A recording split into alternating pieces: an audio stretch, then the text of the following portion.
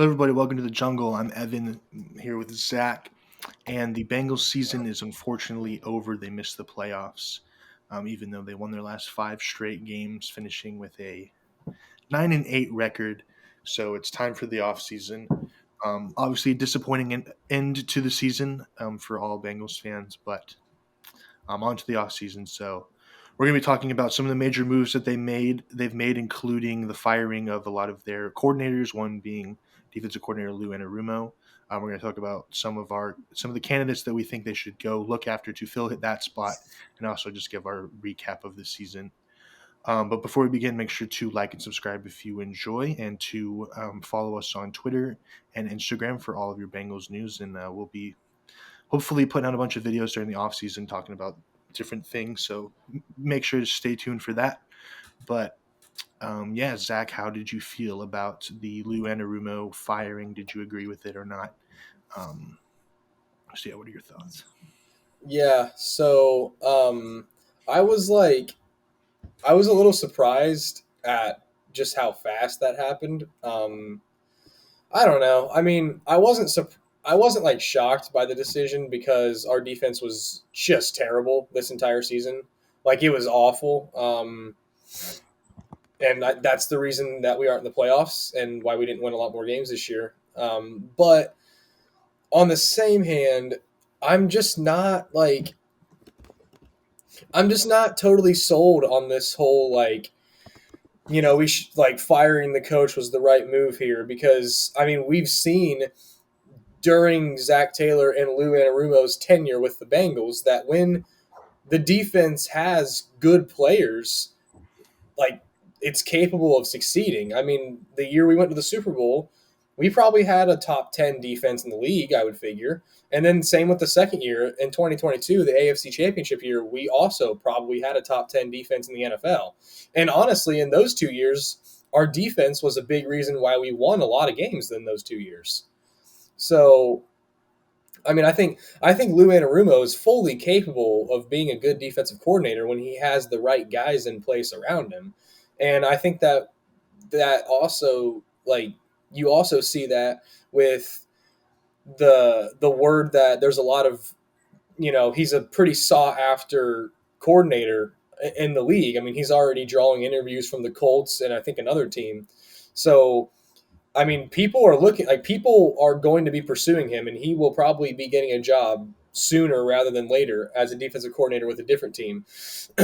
And I mean, also, you look at guys like Travis Kelsey on the New Heights podcast when him and Jason were talking, and he was, I mean, Jason asked him about that whole situation because, obviously he has a lot of connections with the Bengals and they have that rivalry. So, I mean, and he's like, yeah, I don't know what's going on over there in Cincinnati. I have a lot of respect for Lou Anarumo. I thought that their defense has been picking it up, which, I mean, if you look at the last 5 games that we won, our defense did pick it up. I mean, they still had their faults and stuff, but the defense was playing better. Um, I mean, this year, the last 2 years, the defense was terrible either way. But in those last 5 games, they were picking it up a little bit. Um, but yeah, I mean, I I think that Lou Anarumo is a good coordinator. I think that he has proven to be one of the only coordinators in the entire NFL that is capable of orchestrating a defensive scheme that can slow down or fully stop Patrick Mahomes. To be honest with you. Um, so I'm disappointed in us firing him in the sense of he's proven that he can get it done when he has the right guys, and also the fact that he's the only DC in the league that has been able to slow down or stop Mahomes. And I think that was a huge advantage for the Bengals. So I'm not surprised, but I don't necessarily approve. Um, so that would be my thoughts on the decision to fire him right now. Yeah, I mean, I think we all know that Lou Anarumo is a good coach. Like you said, he's already getting some calls from around the league, but Zach Taylor just said, I mean, this was all Zach's decision. He said he specified that multiple times that it was his decision to, I mean, go through with all these changes. He just said, they needed to change, and I agree. I agree with him on that.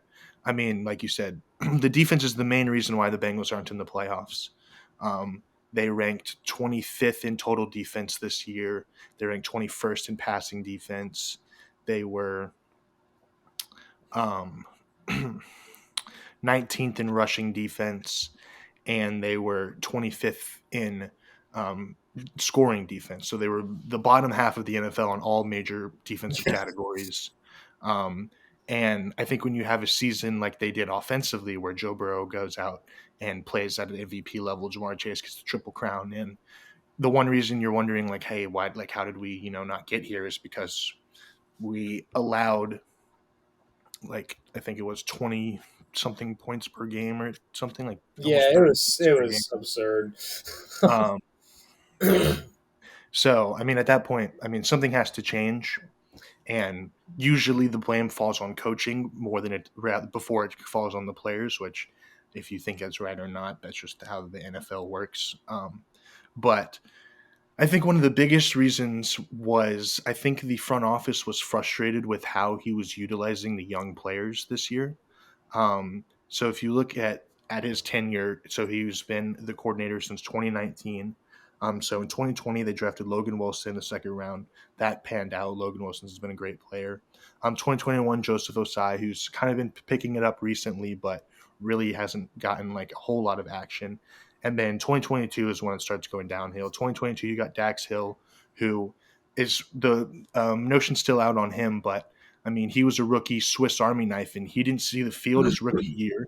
And then year three, you're like, okay, maybe you're better as a corner. Like, the defensive coordinator's job is to, you know, figure that out quicker. And so, I mean, Dax got moved to corner in his third season. So basically, his first two seasons were wasted because he played sparingly at safety, because you brought in like guys like Nick Scott, Von Bell, who he vouched for and who didn't end up being great players. Now, And Von Bell, I understand if you vouch for him because Von Bell was a part of that yes, Super Bowl team, but yes, but Von Bell this year Jesse has not Bates been was there, and yeah, But yeah, and to that point, it also doesn't help when you let guys like Jesse Bates, DJ Reader, all those guys walk out the door. yeah, That's not on him. That's on the front office. But and then that's Cam like Baylor Brett in the my second point. round, he's been okay. Zach Carter, who we picked in the third round, was cut. Um, and then Miles Murphy's been a bust. He hasn't played at all, like literally not at all. Like this year, they played Sam Hubbard over him, which usually I would be 100% okay with that. But Sam Hubbard was battling an injury the whole season that nagged him, and he was really inefficient in everything. And so you might as well try Miles, see what you can do. And he just didn't do that. DJ Turner was kind of playing well a little bit, but still playing very sparingly until he got hurt. And then Jordan Battle, who they drafted his first year, he played really well. We were all like, oh, this guy's going to be a starting safety next year. Mhm. And they bring in um, Von Bell and what's his name? Why am I Geno blanking? Stone. Geno Stone. And beginning the first 3/4 of the season, both of them were terrible. And Jordan Battle doesn't start playing until the end of the season. I don't understand that. And Yeah, then 2024, they did fine with Chris Jenkins and McKinley and guys like that. But I think the front office was just frustrated. Like, they were like, we're putting these high quality draft picks into these players, and you're just not getting them reps on the field. Now, he's not completely in control of player development, but as a coach, the big thing is setting a culture and developing your players. And he just wasn't doing that at a high enough level. And when you're just kind of shelling, I mean, there's at least probably 3 or 4 guys on there that probably won't be on the team in the next year or two that I listed. And I mean, yes, you can whiff on draft picks. That's on the front office to do better evaluating, which we've talked about that at length. But I'm at sure some we point, will again the too. coordinator has to try to get as much out of a player as he can. And when he's just not playing some guys because he values veterans, and even if the veterans are not playing well, Yeah, um, I mean, I think something just has to change. And I think Zach saw the writing on the wall that, I mean, the defense has been a problem. It's been digressing since that 2021 season. I mean, it's these last 3 years, the defense has not been where it used to be.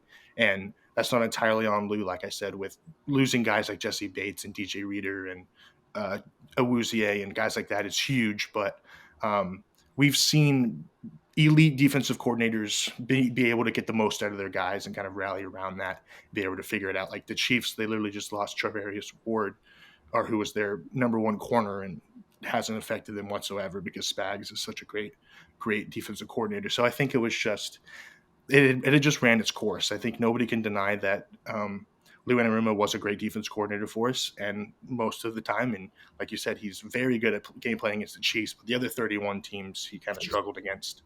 And I think it was just time for a change because with I think just the way that this season went, with how good the offense was and how horrible the defense was, something had to change in that locker room, and the blame always falls on the coaching, whether that's right or not. That's just how the business works. And so I think Zach had to look inwards and make some tough decisions because I know he's really good friends with Lou. They both were brought in at the same time, but I think it just ran its course, and I think it's good that they're looking that they're going to be looking for a new, fresh voice in the locker room that hopefully can turn this defense around. But obviously, bringing in a defensive coordinator doesn't fix everything. There's still a lot of things that they need to do to fix the defense. But I think it's a step in the right direction. Yeah, I think I'm still going to put 90% of the blame on the front office here. Yes, which I think everybody is. Yeah, but I mean the the the one thing that I do think does have like a somewhat valid, for lack of better words, argument against Lou Anarumo is the fact that we did bring in guys that were veteran players that had had success with other teams, and they were terrible. Like, I mean, Geno Stone led the league in picks last year with the Ravens. He was a great I he was a great compliment to Kyle Hamilton. So I mean, you bring him in as the guy at safety, you might not get that level of play just because he was with Kyle Hamilton, so it was easier for, like, you know what I'm saying? But Mhm. like, either way, Geno Stone was a provenly solid player, and he was terrible this year. I mean, Sheldon Rankins had had success previously in the NFL, and he just didn't play most of. I don't know where. I don't He even was know. awful. Like, yeah, he didn't even play. He was like unplayable. Yeah, and then Von Bell. I mean, he got benched at the end of the year, I think, because they started Yeah. playing Jordan Battle, which is valid, but Von Bell should never have been playing at that low of a level. I get maybe for him because he's older now, and that's probably what it is for him because he's probably 30 or something. So I mean, he's nearing the end of his career. But his first stint with the Bengals, when we had him and Jesse Bates, our defense was nasty. Um, so I just that is a question when you bring free agents in that have been proven to have been decent with other teams and they're just terrible. Like that's like, okay, like something's not clicking like schematically here. Yeah. Um, but as for the rookies, that's got to go in the front office. I mean, I realize that. I mean, and honestly, you probably could put some of that on the positional coaches too, and they also got fired. And that I'm not complaining about in the slightest. That I Yeah. think was probably a good move. Um, but I mean, player development. I mean, that's got to go into some of the position coaches as well. I mean, that's not. I don't think that's totally on. I mean, I don't think it's No, totally on it's the on the position coordinator. coaches as well. But I mean, Yeah, being the defensive coordinator, you're the head of all of that. yeah. I mean, the defensive coordinator is the head coach of the defense, pretty much, especially for the Bengals, because Zach Taylor has his hands in the offense so much. I think the way the defensive coordinator functions on the Bengals staff is, I mean, the defensive coordinator is pretty much the head coach of the defense. If I had to guess, Zach Taylor doesn't really say much defensively. If I had to guess, which is okay. I mean, there's nothing wrong with that. I'm just saying, like, if that's the case, then the DC has to be probably the best coach on the staff. If Yeah. that's the case. But I mean, yeah, I I'm okay. I mean, I don't have a lot of like I don't have a lot of complaints about it per se. It's more so just one of those things where it's like I don't know if this was a necessary fire, and I very well could see him succeeding a lot more on a different team that has a front office that's capable of giving him the guys that he needs. Because I don't think coaches decide who gets drafted. I think they have some say in it, but ultimately, the scouting department and the GM and the front office are the people making those decisions.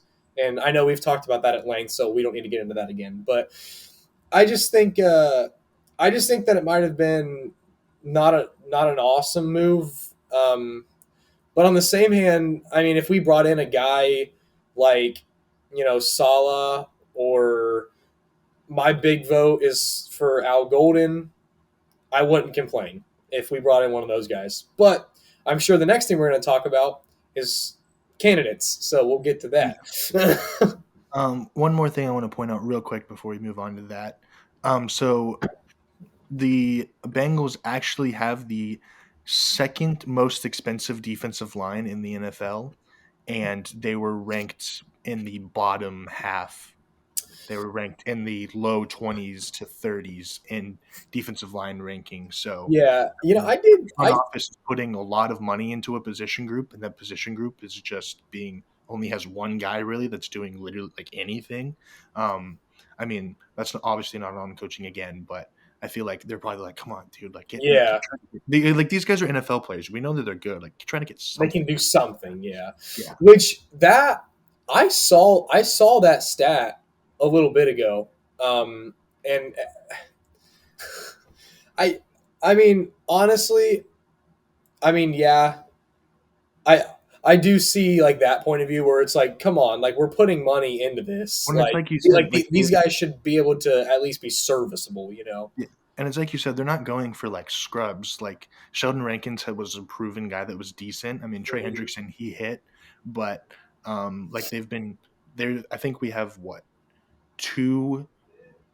We have three guys on our defense that were first or second round picks, and then we have Trey Hendrickson, Yeah, and then we have I think BJ Hill we traded for, and then Hubbard we drafted, and then Rankin. So and really the only person who's doing anything on that line is Trey Hendrickson. So yeah. I mean that's frustrating. I think part of it could be that the front office is spending their money in the wrong places, though. Maybe they're. I mean, I because maybe they're overspending for players that aren't as good.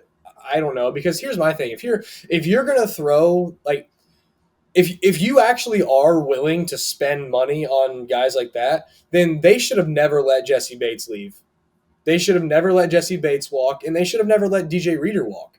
I mean, if you're willing to spend the money, then spend it where it needs to be spent. Like those two guys should have never left the building in Cincinnati, if that's the case. Yeah, which I don't think anybody is denying that. Yeah. So I don't know. I just yeah. It's I'm really just not pleased with anything the Bengals are doing right now. And then also on like the coordinator search, I'm extremely displeased with that right now. I don't have any faith in this front office anymore. like it's got to the point now for me with the Bengals front office where I'm just like, whatever they do, it's probably going to be wrong. like that's kind of where I'm at right now with these guys. So it's like, well, maybe from the outside looking in, firing him was the right move, but it's probably just not the right move. Yeah, Because it's like whatever the Bengals front office thinks ought to be done, the opposite should probably be done. yeah. So, I don't know, man. All right, well, let's get into some of the potential defensive line candidates. You already mentioned one of them briefly, so give your pitch. Yeah, Who I you mean, those two guys that I named would be those would be the guys that I'd be pursuing. I mean, I know if Robert Saleh gets a head coaching job, I mean that's great, but I think it's at least worth a call because I mean he's a great defensive mind. He had a lot of success on the Niners defensive staff as the DC, and it's like, I mean, do you want to deal with being a head coach again? I mean, you just got screwed over in New York. I mean, obviously the Jets are probably a worse franchise than the Bengals, but I mean, it's like, hey, you could come just be a coordinator for the Bengals. The pressure of a head coach isn't there.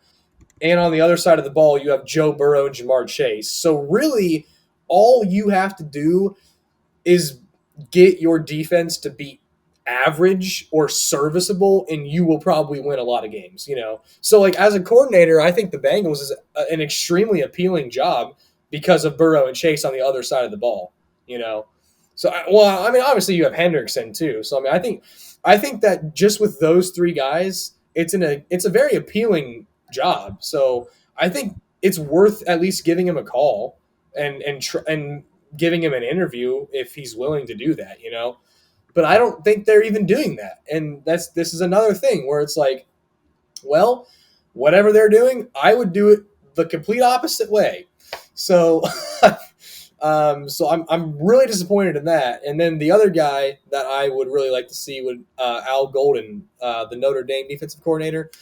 He's busy right now. He's playing a game as we speak. But after the season, I think he's got to be a guy you call up. I think he is just. I mean, he has to be a guy that they bring in for that position because I'll get a couple reasons here. He has ties with the Bengals. He was their linebacker coach in 2020 and 2021. Those are the years we drafted Logan Wilson and I think Jermaine Pratt. Mhm. Akeem Davis Gaither I was also drafted. That was the year that we went to the Super Bowl. So clearly, he's got ties. He knows how to focus in on, and like I said, the front office drafts the guys, but he knows how to evaluate talent and give suggestions, obviously. And I think he obviously knows how to develop talent. Number one, he did it with those guys. And number two, as a college coach, I think developing talent in college is arguably more difficult and more important than at the NFL level because you're trying to develop these high school kids into future NFL prospects. You know what I'm saying? So I think, and especially at the college level, as a college coach, it's almost like you're more of a teacher. I feel like, because you're working with these players and you're teaching them. And in college, I do still think that you have more of that coach to player relationship, whereas in the NFL, it's really more of a coworker type of relationship. Because these are grown men who are experts at what they do. It's really more so of we're going to do this like schematically, and it's not.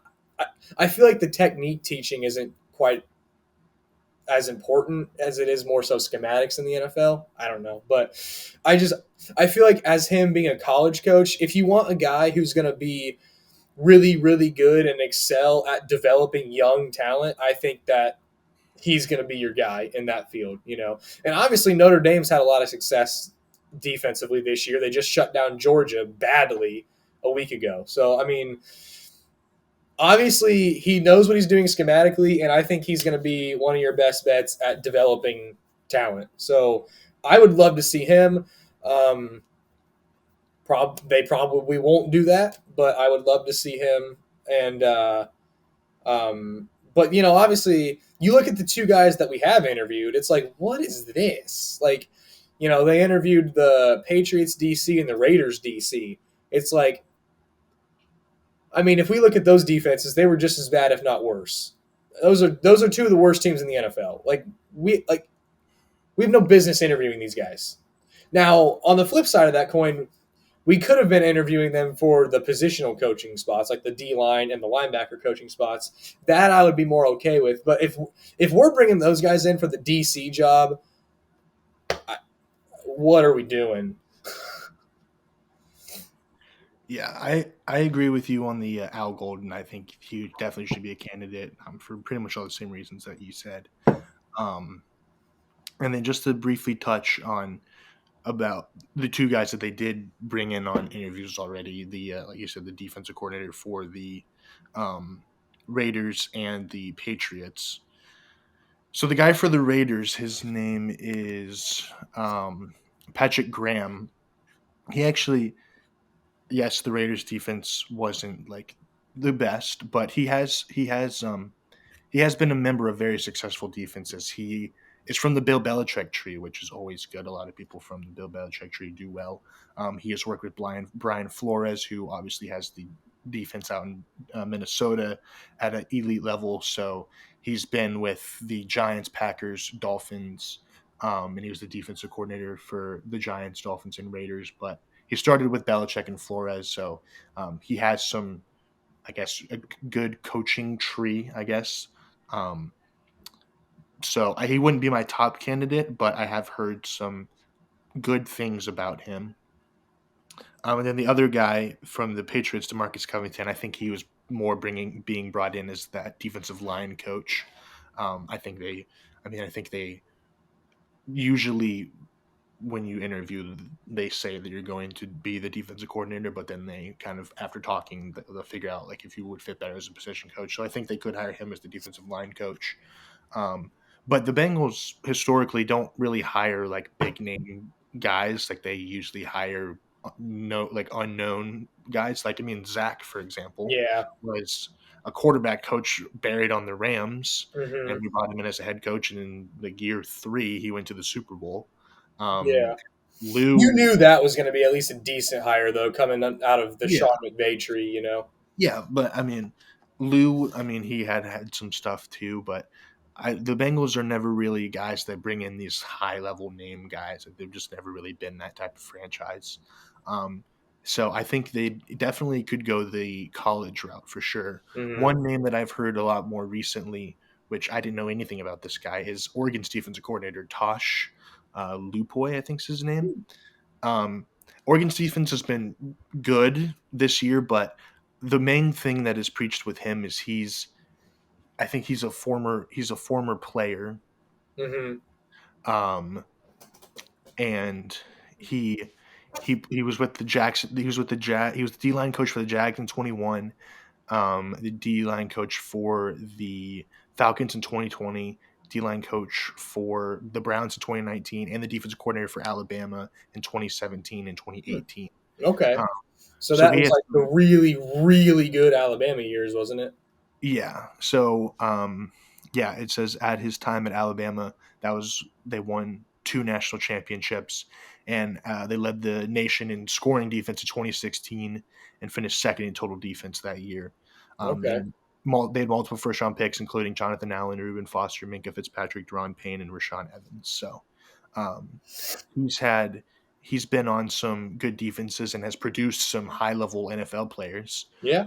Um, Obviously coming from Bama, but he was a defensive lineman at Cal from 2000 to 2005. He led them in tackles in 2003. So he's a got experience. He's a he knows how to he was a defensive lineman, so he knows how to coach defense. Hmm. And he's from the Nick Saban tree, which Nick Saban, phenomenal defensive coach. Yeah. um, and then he was on Dan Quinn's defense and with the Falcons, which was really good. Yeah. um, and the biggest word that's been thrown around him is his work ethic. They said everybody that's talked to him, and you can, even if you just throw up an interview, the first question asked was like, "What, like, explain your work ethic?" And he's like, he has a hunger and a earning to get better every single day, and he impresses that on his players. So I Hmm. think he definitely could be a guy that could change the culture of the defense and kind of shift the makeup of how the defense runs, because right now they're kind of in a dim light, and I think he could be a culture changer because has good experience. He's played the and on a defense, Yeah. and he brings the right mentality. He brings the working hard nose, um, just working as hard as you can to get better each and every day, no matter if that's in meetings, practice, game. Like I feel like he would bring the right mentality and a Yeah. culture change to the defense. Now, I don't even know if they're thinking of looking at him, but I've seen in a couple articles that's been a name that's thrown around, Yeah. and I didn't really know who he was, but from things that I've heard, I've only heard good things from him. So I think Yeah. that could be a potential candidate as well. Yeah. Oh Dark. man. But we'll see. Let's see what they do. Hopefully, hopefully they make the right decision. But like you said, their track record isn't too great. Yeah. But yeah, they said that they're not going to interview Sala or Allen, the Saints old head coach. Yeah. I agree. I think they should at least interview Sala. I think he's had like two or three head coaching interviews, so odds are he'll probably take that. Or Yeah. he also had he interviewed for the 49ers DC job, which was Oh, pretty okay. So he'll just good. go have that job back again under Kyle Shanahan. Yeah. Yeah. And then Allen, I've heard, is not very well respected in the NFL. I've heard the like players or not like coaches and execs do not think very highly of him. Interesting. So I don't think I don't think that's going to be the move, obviously. But yeah, we'll obviously monitor how that goes, and we'll see. They made some position changes. They fired their offensive line coach, defensive line, Yeah, and one more guy I can't remember, but linebackers coach. linebacker. Yeah. So Yeah. they've Zach made some changes, and in his press conference, he when asked like, "What's your urgency to like improve the team and get back to a winning football team?" And he said, "Very urgent." Like, I would hope so. yeah, it was kind of a tongue twister, Not very urgent. but it was funny. We'll get But there yeah, when we get there. he seems to be. I mean, immediately taking action to Yeah. improve. He said. I mean, he said multiple times this year was not what our standards are. This was below what we expected, and Hmm. we're going to do everything we can to be better next year, which is the right thing to say. You just have to put it in action. So we'll see how Yeah, that for works sure. out. Yeah.